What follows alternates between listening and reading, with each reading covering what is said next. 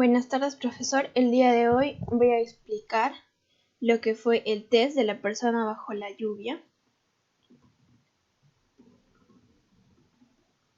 Mi nombre es María Ángela Llerena Pinto y la persona que me tocó evaluar estaba entre los 30 y 40 años, en este caso 31 años, en la ciudad de Arequipa, una persona que tiene un grado de instrucción de bachiller y actualmente se encuentra estudiando. El motivo de consulta: el paciente nos indica que tiene problemas para ser asertivo y empático porque tiende a perder el control y no sabe manejarse durante el estrés, grita y le cuesta controlar impulsos. El evaluado se presenta aseado con un estado de ánimo dentro de los parámetros normales, muestra disposición para realizar la prueba, se levanta un poco tenso, nervioso, llega un poco tarde pero pide disculpas. Se ve orientado en tiempo y espacio, pero con un poco de retraimiento al hablar sobre su vida familiar y académica. Realiza la prueba con naturalidad y no hace preguntas. Dentro de los antecedentes podemos ver que su núcleo familiar está compuesto por 4 personas: padre, madre y hermano menor. Vive solo desde los 18 años y actualmente está cursando su segunda carrera. Tiene un hijo de 5 años, pero lo ve muy poco porque este vive con su mamá. Solo ha tenido 3 parejas estables y actualmente está enfocado en su vida personal, en su autorrealización. No tiene ninguna enfermedad crónica, ni antecedentes psicológicos o psiquiátricos, pero su padre tiene diabetes y su mamá artritis. Nos comenta que nunca ha tomado terapia psicológica, cree no necesitarla, pero considera que podría servirle algún entrenamiento en asertividad. Por lo mismo que comenta que no sabe autorregularse durante esas situaciones de estrés o conflicto. La prueba aplicada es el test de la persona bajo la lluvia. Dentro de los resultados podemos ver que es una persona ubicada en tiempo y espacio, con un criterio ajustado a la realidad. Es alguien equilibrado, objetivo, con control de sí mismo y un buen esquema corporal. Por otro lado, él presenta o vemos una inseguridad marcada. Él tiene miedo al entorno, miedo al fracaso, falta de confianza en sus capacidades y falta de herramientas de afrontamiento. Podemos atribuir todas estas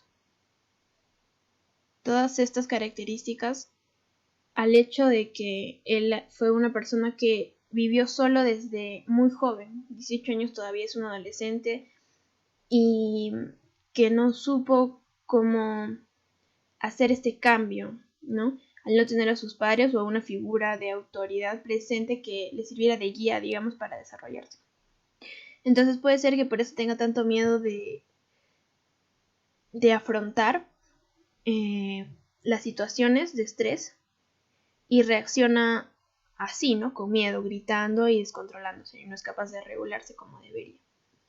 Tiene dificultad para empezar tareas nuevas, tomar decisiones y separarse de otros. Necesita aferrarse a algo aunque no sepa si le sirve. Esto también se debe a que no ha tenido este núcleo familiar cercano como debió tenerlo, ¿no? Como él de repente sintió esta falta. Entonces cada vez que tiene la oportunidad de sentir esta calidez, digamos, de sentir esta guía, de sentir esta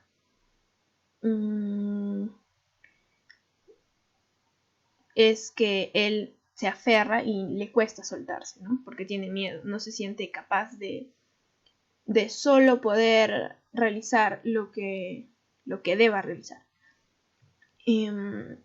Bueno, todo esto debido a su temprana independización.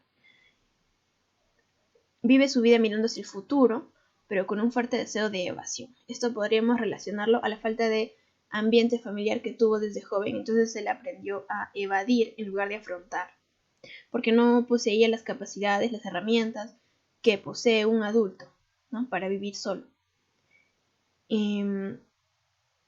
Posee buenas relaciones con las figuras de autoridad, por lo mismo, y es alguien que no tiene problemas con el sistema o reglas. De niño siempre buscó una guía y no la encontró, ¿no? Por eso es que valora las reglas.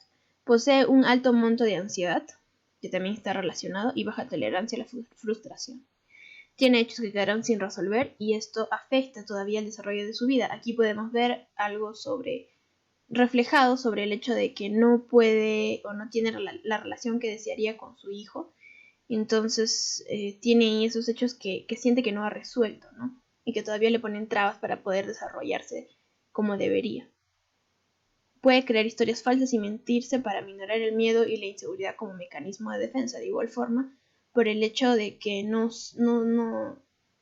tuvo esta orientación y todavía como que tiene esa necesidad de buscarla, ¿no? Entonces, como tiene miedo y no se siente capaz de afrontar con las herramientas que posee como persona, como adulto, prefiere mentirse o crear historias o evadir, ¿no?, las responsabilidades. Aquí podemos ver el dibujo de la persona bajo la lluvia. Vemos una persona que está centrada, mediana a grande, con un paraguas pequeño, diría yo, a comparación de la persona. La lluvia está recta, lo cual indica agresividad, y el paraguas está reforzado en el mango y en las varillas, lo cual indica que esta persona no se siente segura de sus capacidades de afrontamiento. Por otro lado, vemos una cabeza pequeña, que también nos habla sobre que no es una persona narcisista, sino todo lo contrario, ¿no? Luego podemos ver la historia, que está en la parte de atrás. Carlos es un cajero en un banco. Era temporada de invierno con días lluviosos. Tuvo que hacer el último turno y a veces tiene que salir después de lo habitual al cierre. Tuvo que regresar a casa caminando porque no encontró transporte. Casi al llegar a casa se acordó que tenía que comprar la cena.